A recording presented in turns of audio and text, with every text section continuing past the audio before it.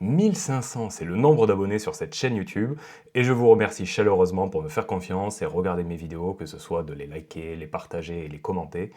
Et dans cette vidéo, j'ai souhaité faire une foire aux questions, donc répondre aux questions que peut-être je n'aborde pas dans les dernières vidéos. Et sans tarder, on va commencer avec la première, celle de Leroy, donc c'est une double question. Votre méthode repose-t-elle sur les actions à dividendes? Donc déjà, il faut savoir que moi j'investis essentiellement sur des entreprises saines, donc des entreprises qui sont très rentables et peu endettées. Et quand on a affaire à ce genre d'entreprise, eh bien elles ont 4 leviers de croissance. Le premier levier de croissance, c'est la croissance interne, donc c'est le fait de réinvestir dans leur propre activité, on va dire. La deuxième, c'est la croissance externe, donc c'est le fait de racheter par exemple une entreprise. Donc par exemple, on a l'exemple de Microsoft avec Activision Blizzard, qui pour 70 milliards de dollars, rien que ça, eh bien ils ont racheté l'entreprise, et donc au lieu de créer leur propre jeu vidéo, ils ont acheté une entreprise qui crée des jeux vidéo, tout simplement. La troisième chose, c'est le rachat d'actions, et la quatrième, c'est le fait de verser un dividende. Donc il faut savoir que dans les entreprises que j'ai pu analyser et les 130 que je mets en avant dans mon programme La méthode Allard, eh bien je dirais que 80% de ces entreprises versent un dividende. Donc la question à se poser, c'est est-ce que ma méthode est une stratégie à dividende? Eh bien la réponse est non. C'est-à-dire que moi, à titre personnel, j'investis à la fois dans des entreprises qui versent un dividende et qui ne versent pas de dividende. Mais ce que je veux dire par là, c'est que si vous souhaitez par exemple suivre une stratégie à dividende et n'investir que dans des entreprises qui versent un dividende, en soi, ma méthode est possible de faire une stratégie dividende. Maintenant, on va répondre à la deuxième question de Leroy. Et avec la flat tax, le PEA n'est-il pas plus avantageux que le CTO? Donc ça, c'est un parti pris que j'ai personnellement. Mon but, c'est d'investir essentiellement dans des entreprises qui sont saines, celles qui ont plus de 8,6 sur 10 selon ma propre notation, et donc ce sont des entreprises excellentes. De façon très transparente, sur 130 entreprises, il y a à peu près un peu moins d'une dizaine d'entreprises qui sont éligibles au PEA, et donc il y a deux solutions dans cette situation. Soit vous investissez, donc c'est ce que je fais, c'est ce que je recommande aux membres de mon programme La méthode Allard, c'est d'investir essentiellement via un CTO et d'investir surtout sur des entreprises qui sont saines, qui ont le prix de leur action qui grossissent. Pourquoi? Parce que c'est là où il y a le plus de croissance possible en comparaison juste avec un dividende. Et même si vous payez plus de 30% de fiscalité, eh bien ça vaut le coup de le faire, on va dire. Je ne fais pas les calculs aujourd'hui, mais j'ai pu le faire auparavant dans mes anciennes vidéos et je peux vous dire que c'est plus avantageux. Sachant qu'en plus, ma stratégie est surtout basée sur le fait de conserver dans le temps ces entreprises, donc on ne fait pas de trading d'achat-vente en permanence, donc ça veut dire que la plus-value latente, tant que vous ne la vendez pas, eh bien vous ne payez pas d'imposition. Donc le fait d'avoir une plus-value qui est latente permet d'avoir une certaine optimisation fiscale, et donc forcément, si vous voulez investir seulement dans des entreprises saines éligibles au PEA, eh bien vous n'arriverez pas à créer un portefeuille qui est bien diversifié. C'est pour cette raison que je recommande ça, donc d'investir à la fois dans un CTO et à la fois dans un PEA. Mais en soi, il y a une alternative qui est possible aussi avec ma méthode, c'est d'investir dans des entreprises qui sont un peu moins saines et qui sont éligibles au PEA. Comme ça va vous permettre de construire un portefeuille qui est bien diversifié, qui sera moins performant d'une certaine manière car les fondamentaux économiques des entreprises sont moins bons, mais au moins vous saurez, vous investirez avec seulement le PEA, c'est tout à fait possible. Question numéro 2, une question de Bertrand. Dans votre stratégie, recommandez-vous d'exclure totalement les ETF d'un portefeuille, même temporairement? Et là, je répondrai à la fois oui et non. Oui, si c'est un ETF, donc pour les actions, puisque étant donné qu'on construit un portefeuille qui est bien diversifié d'entreprises saines, eh bien le fait d'avoir des ETF actions, donc par exemple le SP 500, les 500 plus grandes entreprises américaines, eh bien ça n'a pas vraiment de sens puisque vous créez déjà un portefeuille qui est bien diversifié, qui est assez performant. Donc à partir de là, pourquoi faire une autre stratégie ou même temporairement, je ne vois pas pourquoi ça serait intéressant. Moi, je ne suis pas quelqu'un qui met en avant tant les ETF que ça, c'est pas ma vision des choses. Pour plusieurs raisons, peut-être que j'aborderai un peu plus en profondeur ça dans une prochaine vidéo, mais voilà. Mais je dis aussi que les ETF peuvent être intéressants. Pourquoi? On va dire dans une seconde étape, et c'est plutôt pour des personnes qui ont déjà un très gros patrimoine et qui ont pas pour but de voir leur patrimoine grossir, mais plutôt leur patrimoine être conservé dans le temps. Je m'explique. Par exemple, vous avez construit un portefeuille d'entreprises saines, donc d'actions, donc vous êtes 100% investi dans les actions, et à partir d'un moment, je ne sais pas, par exemple à partir de 3 millions d'euros, vous vous dites, bon, ben c'est bon, ma richesse est assez grande, je ne veux pas grossir plus, et moi mon but c'est surtout de minimiser la volatilité parce que je veux maintenir cet argent dans le temps, par exemple pour un héritage ou pour durer, on va dire. C'est tout à fait possible. Donc là, on va avoir plutôt une stratégie. J'avais fait une vidéo dessus, c'était comment construire le portefeuille parfait ETF. Et ce que j'avais découvert, c'est une bonne répartition entre à la fois des actions, mais aussi des obligations et de l'or, à hauteur de, on va dire, 60% actions, 20% obligations, 20% or. Bon, c'est arbitraire, je ne me rappelle plus exactement des pourcentages, et en soi c'est variable en fonction de votre profil d'investissement, hein. Mais ça permettait d'avoir vraiment un bon équilibre entre minimiser la volatilité, mais toujours en ayant le plus de rendement possible. Donc c'est pour ça que non, si vous êtes dans une stratégie de croissance de votre portefeuille en bourse, eh bien 100% actions, je trouve que c'est raisonnable si c'est bien diversifié d'entreprises saines, mais si c'est plutôt dans une optique de conservation dans le temps, faire un portefeuille à la fois donc d'actions, toujours votre portefeuille d'actions, mais rajouter des ETF obligations très bien diversifiés aussi, et un ETF or ou de l'or physique, hein, papier, peu importe, eh bien c'est tout à fait pertinent pour conserver votre investissement sur le long terme. Maintenant, une question de Marc. Tu parlais d'un portefeuille datant de 2021 au départ, pourquoi fais-tu maintenant référence à un portefeuille de 2015? Et c'est une très bonne question, Marc. Pourquoi? Donc, déjà, quand j'ai commencé à faire des vidéos sur YouTube, je montrais ma performance en bourse. Donc, j'ai commencé à investir à partir de mai 2021. Mon but, à la base, j'avais créé le programme La Méthode Allard dans un but de viser des personnes qui me ressemblaient, donc des personnes qui voulaient investir très progressivement, donc mensuellement, c'est ce que je fais, et qui construisent leur portefeuille vraiment sur une très longue durée, étant donné que je suis jeune, j'ai moins de 30 ans, j'ai 28 ans, donc moi je construis vraiment mon portefeuille de façon très progressive. Actuellement, il me semble que j'ai 6 actions ou 7 actions, donc c'est un portefeuille qui est très concentré. Et j'ai remarqué qu'au final, les personnes que j'accompagne dans mon programme, au final, ce sont des personnes qui, d'un certain âge, qui ont déjà un patrimoine assez conséquent et qui soit n'ont jamais investi en bourse, soit ont déjà investi en bourse, mais souhaitent une restructuration, on va dire. Et donc à partir de là, ils ne pouvaient pas suivre la stratégie que j'avais mis en place au début, qui est d'investir progressivement sur le très long terme, parce que ce n'était pas ce qu'ils souhaitaient, mais plutôt de suite construire leur portefeuille, et à la fois construire un portefeuille qui est assez progressif, donc pas investir tout d'un coup, mais investir sur un horizon de 6 mois, 12 mois, un petit peu plus, un petit peu moins. Ça dépend des profils.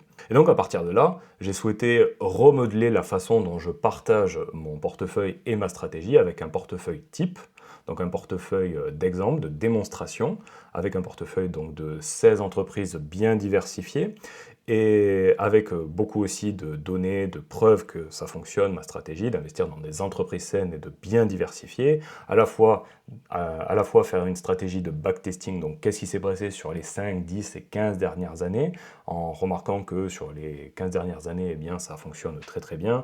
On est sur un portefeuille qui oscille entre, on va dire, 20-25% par an, en moyenne, donc c'est en moyenne, hein, bien sûr, et qui, quand on fait une simulation de Monte Carlo, donc c'est quand on fait une simulation de 10 000 scénarios de marché, donc des scénarios pessimistes, des scénarios optimistes, dans 80% des situations, on atteint une performance médiane dans les 10 prochaines années de ce portefeuille type, entre, il me semble, 17 et 32% par an. Donc 32%, ça paraît énorme, hein, j'en suis conscient, hein, même moi ça me paraît énorme, avec une médiane de 25%. Donc à partir de là, ce sont des chiffres, je ne les invente pas, même moi je suis assez pessimiste, c'est pour ça que j'annonce plutôt dans les 20%, donc pour prendre une marge de sécurité, on peut dire. Mais voilà, à partir du moment où on investit dans de très bonnes entreprises, c'est tout à fait possible, chiffre à l'appui, que ça fonctionne. Voilà. Une question maintenant de Damien. Pour quelle raison n'y a-t-il pas de témoignages sur ton site? Et c'est une très bonne question, Damien. Donc déjà, il faut savoir que moi, j'ai jamais été très fan des avis clients, parce que moi, enfin, je les ai jamais lus personnellement quand j'ai dû acheter des choses sur Internet. Je préfère soit comprendre ce que fait vraiment le produit, essayer de comprendre ce que dit la personne, essayer de voir si elle dit quelque chose qui n'a aucun sens ou si c'est une personne qui est claire, qui est nette, on va dire. Forcément, se baser sur des témoignages qui peuvent être vrais, mais qui peuvent être aussi faux, et il y en a beaucoup des faux. Je pense à certains services d'investissement qui aiment bien ChatGPT pour faire des témoignages, on va dire. Donc c'est vrai que sur mon site actuellement, il n'y a pas de témoignages. Ça ne veut pas dire qu'il n'y a pas de personnes qui suivent mon programme. Et j'ai préféré, pourquoi ne pas faire de faux témoignages et faire des vrais témoignages? Parce que déjà, ma stratégie est une stratégie qui obtient des résultats sur un horizon au minimum de moyen terme, on va dire. On ne peut pas avoir des résultats en 3 jours, c'est pas possible. Donc j'ai souhaité plutôt attendre que les premières personnes qui ont adhéré au programme commencent à investir et commencent à avoir des résultats. Et là, je pense que dans les prochaines semaines, on va lancer une campagne pour recueillir des témoignages, mais aussi pour améliorer le service, améliorer le programme, faire pour que l'expérience soit la meilleure possible. Voilà, ça, en tout cas, c'est ce qui me tient à cœur de faire. Et donc à partir de là, peut-être, je pense que oui quand même, parce que je vois qu'il y a beaucoup de gens qui me demandent ça, on va faire une petite section témoignages, études de cas, c'est ce qui est prévu. Alors, une question de Boris. Le prix de ton programme est déjà élevé. Pourrais-tu m'expliquer pourquoi tu envisages une augmentation? Donc c'est vrai que il y a quelques jours, quelques semaines même, je ne sais pas quand est-ce que vous regardez cette vidéo, eh bien j'ai décidé d'augmenter le prix de mon programme. Donc déjà, quand il dit, Boris, que c'est un programme qui est élevé, j'ai envie de dire, bon, tout est relatif, car quand on regarde les offres de mes concurrents, on peut dire qu'il n'y a pas une formation qui est à moins de maintenant 1500, 2000 euros. Donc voilà, au final, c'est les prix, c'est comme ça. Et ce que je souhaitais aussi dire, c'est que pour les avoir testées pratiquement toutes, pour voir un petit peu qu'est-ce que font la concurrence, eh bien, quand je vois la qualité qu'il y a en comparaison avec le prix qui est demandé, eh bien, franchement, je peux vous dire que j'avais déjà fait une vidéo auparavant qui en parlait. Voilà, c'est très très très très débutant. C'est des gens qui enseignent des choses qui n'appliquent pas pour eux-mêmes, c'est des choses qui ne sont pas mises à jour, il n'y a aucun suivi, c'est juste 3 vidéos qui se battent en duel, enfin, c'est vraiment pas du tout qualitatif pour le prix demandé. C'est pour ça que j'ai créé mon programme La Méthode Allard avec ces 3 grands avantages qui sont d'enseigner ce que je pratique, c'est-à-dire que actuellement, je dirais que 95% de tout mon patrimoine actuel est investi dans cette stratégie. Voilà, j'ai 95% de mon patrimoine en bourse qui suit de cette stratégie. Je ne fais pas de trading, je ne fais pas de crypto, je ne fais pas d'immobilier, je fais rien du tout. J'ai souhaité devenir le meilleur dans cette stratégie précise, parce qu'en plus il y a d'autres stratégies, mais j'ai souhaité devenir le meilleur en France dans la stratégie que je mis en avant dans ce programme. Et donc, à partir de là, il faut que je mange ma propre soupe, et donc j'ai mis tout mon argent dessus, tout simplement. Donc, et les résultats parlent par eux-mêmes, donc étant donné que j'ai des bons résultats, ça me sourit, et c'est pour ça que je le mets en avant. La deuxième chose aussi, c'est que le prix augmente car la qualité du service augmente. Là, on est en train de vraiment encore plus restructurer tout le programme, et on est en train de tout améliorer. Et ce qu'il faut savoir, c'est que c'est un programme qui sera toujours mis à jour chaque année au minimum, donc il est mis à jour chaque mois avec le classement, mais il est mis à jour de façon très profonde tous les ans. Donc ça veut dire que si vous avez investi dans ce programme cette année, dans 5 ans, 10 ans, il sera toujours mis à jour.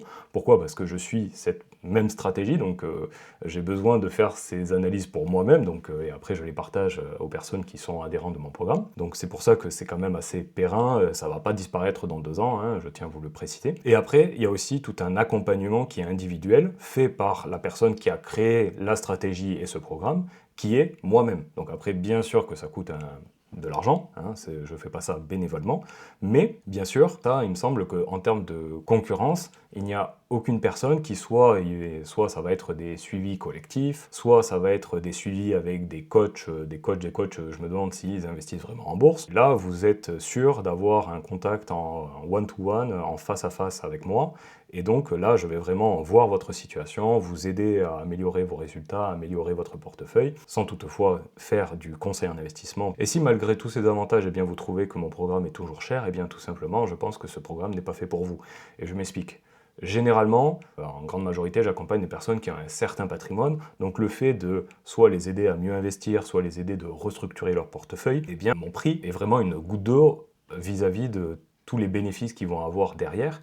Donc par exemple, je pense même à une personne qui a réussi à rembourser le prix de son programme en quelques mois, voire même quelques semaines, parce qu'ils ont un patrimoine conséquent. Mais si vous n'êtes pas dans cette situation, si vous avez un petit patrimoine ou si vous ne pouvez investir que quelques montants, c'est tout à fait possible de suivre mon programme, hein, c'est tout à fait possible, parce que j'ai commencé comme ça, hein, il faut le savoir. Mais votre horizon de remboursement, on va dire, va être un peu plus long, donc c'est pas à la semaine, au mois, c'est plutôt à l'année. Et étant donné que c'est à l'année, je comprends que le bénéfice perçu est cher, mais après, c'est à vous de voir. Après, à quoi ça sert de faire 20% sur un portefeuille qui fait 1000 euros? Voilà, je trouve que ça n'a pas vraiment de sens. Autant investir si pour vraiment vous n'avez pas beaucoup d'argent sur des ETF. Si vous avez un certain patrimoine, ça vaut le coup de l'optimiser et comme ça vous gagnerez plus, bien sûr. Et enfin, je tenais à vous dire que le prix du programme a pour but d'avoir une politique inflationniste, c'est-à-dire que, étant donné que j'ai débuté l'année dernière et qu'il y a eu des personnes qui m'ont fait confiance, eh bien je souhaite les remercier dans ce sens, c'est-à-dire que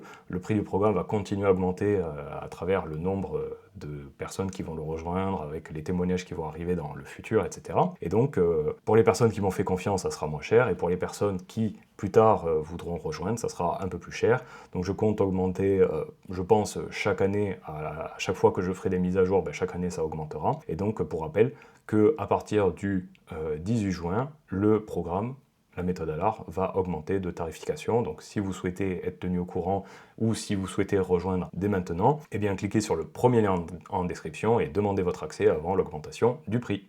Alors, et une dernière question de Vincent. Ta méthode a l'air top, mais j'avoue que ça me semble presque trop beau pour être vrai. Peux-tu m'expliquer ce qui la rend vraiment fiable? Donc déjà, Vincent, je comprends exactement ton questionnement, parce que on entend souvent que s'il y a quelqu'un qui vous vend une méthode qui vous permet de faire plus de 20% par an, eh bien c'est sûrement une arnaque.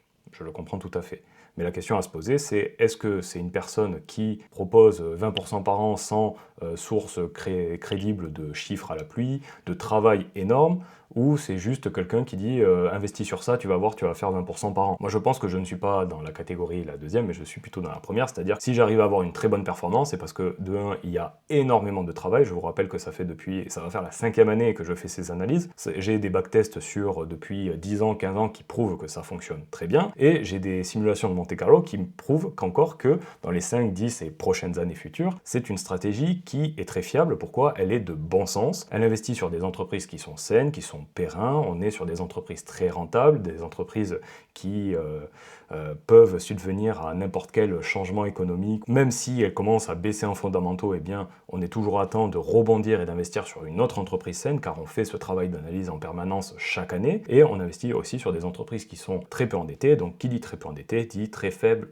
risque de faire faillite, mais aussi très faible risque de voir par exemple le cours de leur action dégringoler, comme par exemple Atos, ou des scandales qu'il peut y avoir. Enfin, ce que je veux dire, c'est que dans ma stratégie, je n'ai jamais vu d'entreprise vraiment qui dégringole comme ça à moins 80, moins 90%. Ça n'arrive pas. Bien sûr qu'il y a de la volatilité, bien sûr qu'il y a des entreprises, même des entreprises qui sont exceptionnelles, qui ont des baisses de moins 30, moins 40, moins 50%, c'est tout à fait possible sur le court terme, mais quand il y a des baisses comme ça, il faut se demander, est-ce que le fait que ça baisse, c'est dû vraiment intrinsèquement à l'entreprise, ou est-ce que c'est dû à des facteurs externes? Par exemple, quand il y a eu les droits de douane il y a quelques mois, eh bien, il y a eu plein d'entreprises qui ont perdu moins 10, moins 20, moins 30%. Est-ce que vraiment c'est parce que l'entreprise a perdu ses fondamentaux économiques, ou est-ce que c'est plutôt les marchés financiers qui ont surréagi, qui ont commencé à paniquer, et donc là, justement, ça a été peut-être une bonne porte d'entrée pour investir à des prix qui sont très intéressants. Donc peut-être je me suis un petit peu lâché dans ma réflexion, mais ce que je veux dire, c'est que si vous investissez avec bon sens, si vous investissez dans des entreprises qui sont saines, que vous diversifiez bien dans différents secteurs, et que vous surveillez surtout ce que vous faites, et c'est mon travail de les surveiller, donc vous n'avez plus qu'à regarder mes résultats, regarder ce que j'en pense, me demander aussi pour les membres de mon accompagnement, on peut dire, et à partir de là, vous faites ce qui est le mieux pour vos investissements, tout simplement. Enfin, si vous avez par exemple un appartement, il y a deux solutions. Soit vous le laissez à l'abandon et vous revenez dans 20 ans, et bien sûr que peut-être il y aura des squatteurs à l'intérieur, soit vous le maintenez, vous l'entretenez, et vous le surveillez d'une certaine façon. Et là, ça prendra de la valeur, ça vous permettra de générer un revenu, etc. C'est à peu près un peu la même idée en bourse. Donc merci d'avoir regardé cette vidéo. Et bien, si je n'ai pas répondu à l'une de vos questions, je serai en live le 15 juin à 20 h. Et pour être tenu au courant du lien pour ce live, eh bien, je vous invite à cliquer sur le premier lien en description et à rentrer votre email. Vous découvrez mon programme La Méthode Allard si ce n'est pas déjà fait. Et vous pourrez me poser toutes vos questions en direct live. Ça va être une première pour moi, j'espère que ça va bien se passer. Et je vous dis à bientôt pour la semaine prochaine.